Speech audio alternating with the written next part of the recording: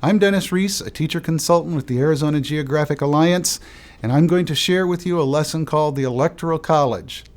It's aimed at grade 8 and high school and takes 2 class periods. The Constitution of the United States explains how a president is elected. Unfortunately, the Electoral College's role in that is not very well understood, not only by students, but by adults as well. Because the Electoral College is so important to the electing of a president, students need to know how that works, how members of the Electoral College are picked, how the Electoral College actually picks the president, and the effect that the Electoral College can have on a presidential election.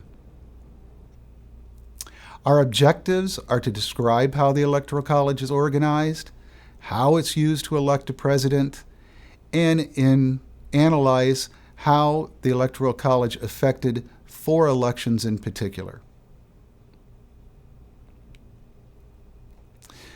You will need the Electoral College handout, a worksheet, 2 maps, one that has the names of the states on it, another one that has the names and the number of electoral votes, a quiz, and all the different various answer keys.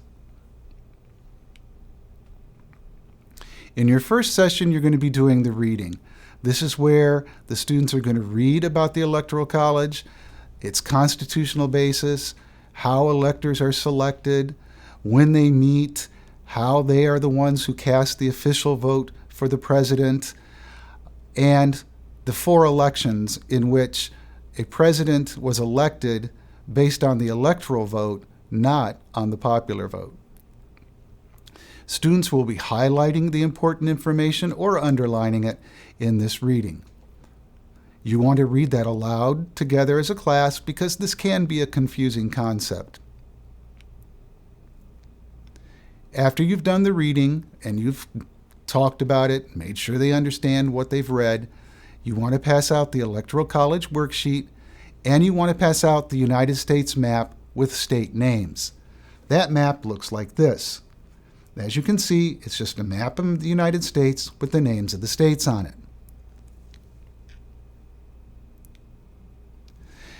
Tell the students that they are going to do only question 1 for the time being, which deals with this map that has just the state names on it.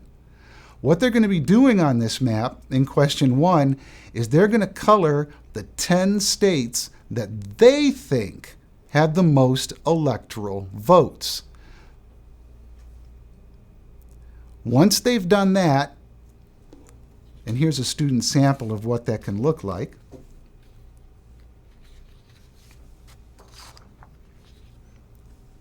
As you can see, this student chose the bigger states.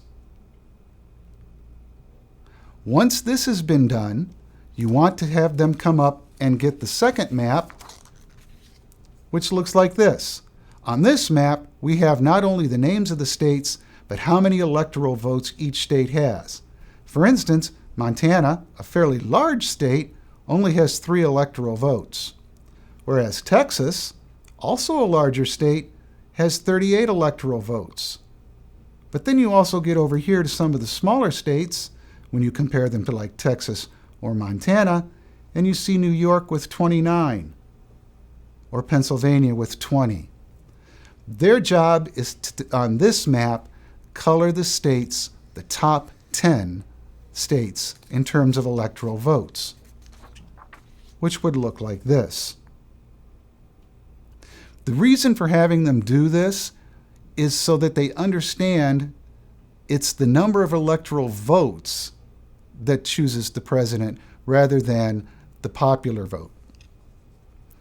If they don't finish this worksheet in class, they may do it as homework. And if you wish, you can also collect the maps in addition to the worksheet as an assessment. At the beginning of your second class period, be sure and collect the worksheet. Review the material that you read from the day before to refresh their memories. And then administer the Electoral College quiz and have them complete that in class.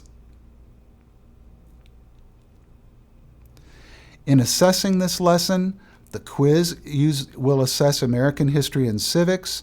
8 out of 10 points, or 80%, is mastery. On the worksheet, you're assessing American history and civics. 24 out of 29 points is considered 80% mastery.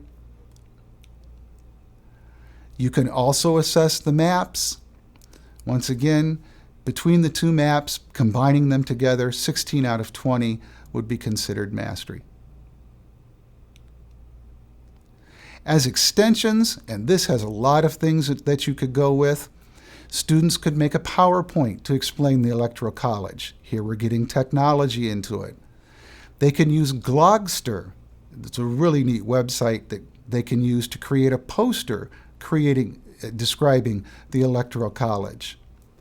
They could create historical maps showing the Electoral College results for 1824, 76, 1888, or 2000.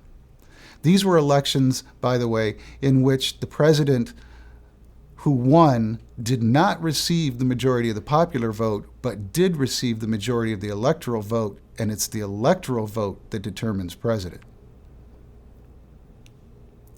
You could also have the students divide up into groups and give each group a region of the United States on a map, or simply a list of states within that region with each of those states' electoral votes.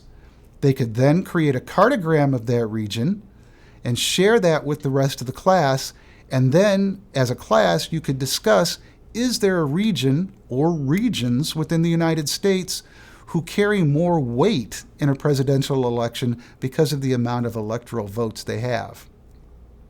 Another interesting extension that students could do is to take a look and see, was there ever an election where an elector did not vote as they were pledged to vote? Electors are supposed to vote for the party that they are pledged to. Was there ever an election where that occurred, and did it have any effect on the outcome of that election? As a writing extension, the students could compose a persuasive essay on the Electoral College. At times, the Electoral College is an issue where some people say it's working fine, don't touch it. There are others who say it needs to be revised, changed, catch it up with the times.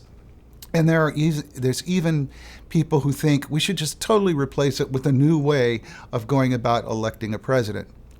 You could have the students either alone or in groups write an essay picking one of those stands. The criteria for grading that essay would be that it has a good topic sentence, it has relevant supporting details, and a strong conclusion. Sources for this lesson: we have a government website dealing with the Constitution, and a second one dealing with the political process. The Electoral College is a complex and hard, difficult to understand concept, and hopefully this lesson will make it clearer for your students.